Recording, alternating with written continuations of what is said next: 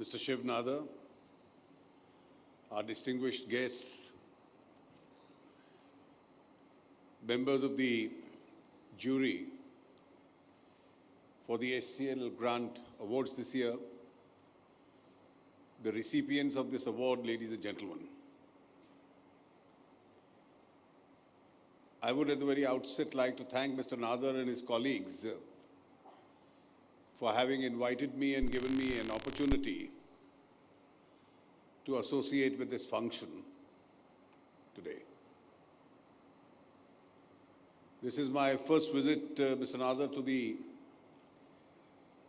complex here, though I've heard a lot about it. And I must say that just driving through this complex, I can imagine the magnitude of activity that really goes on here. But your company has taken the initiative to institutionalize the mechanism of its corporate social responsibility is yet another first. Conventionally, corporate philanthropy was lesser known in India. Not that there was no philanthropy, there was. It was based out of a community feeling, at times out of religiosity, at times out of other social groups, other enlightened citizens who thought it was a responsibility to give back. And therefore, I recollect a few years ago when the whole idea of CSR was born in India, it was not free from doubt. There were many in the corporate world who felt that was this an additional tax which was being imposed. And therefore, there was some resistance to the very idea. Introduced in 2013, its implementation really started in 2014, and I must say that looking back the last 2-3 years, it's begun well. It's begun well because in the very initial years, in the government we did calculate that to start off the width of the whole CSR, if adequately implemented, in its very first year should have been to the tune of about 14,000 crores. Obviously, the entire amount was not invested. There was a lack of understanding, a lack of consciousness about this. But as years are moving ahead, I think it's an idea which is working well. Of course, a strict discipline has to be enforced that the expenditure cannot be camouflaged in as much as corporates start supporting their own corporate proposals on this strength. And therefore, there has to be an arm's length distance where it is spent. And I must compliment HCL for having institutionalized that mechanism of maintaining that arm's length distance, going into the larger society, creating an independent jury, looking at the areas which each year you would support, and then asking those members of the jury to select the very best so that they can act as a role model for others involved in this structure itself.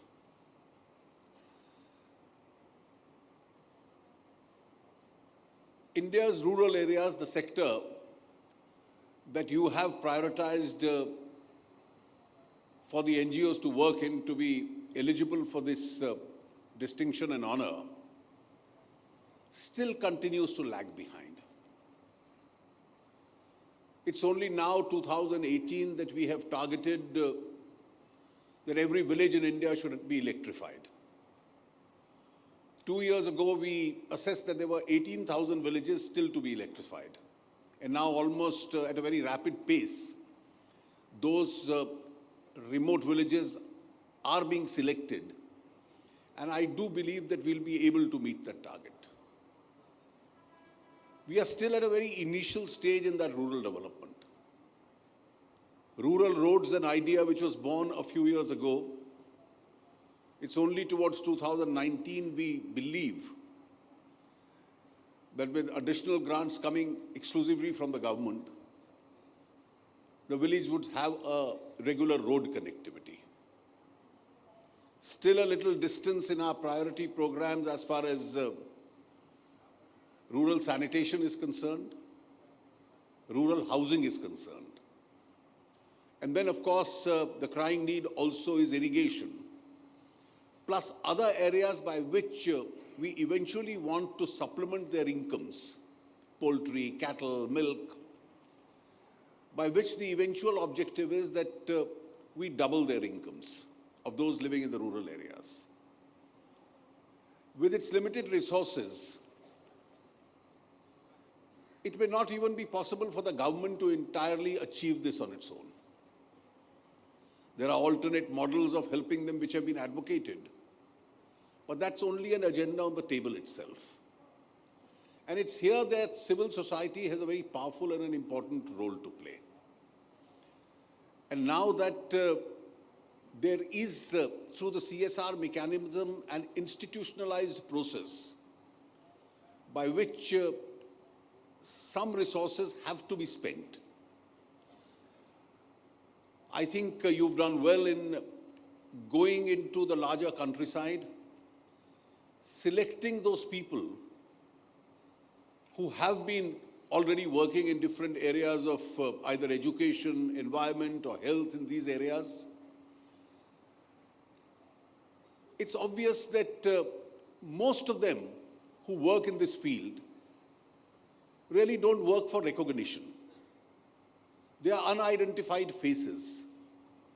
They are marginal people who, out of their commitment, want to make an impact and make a difference.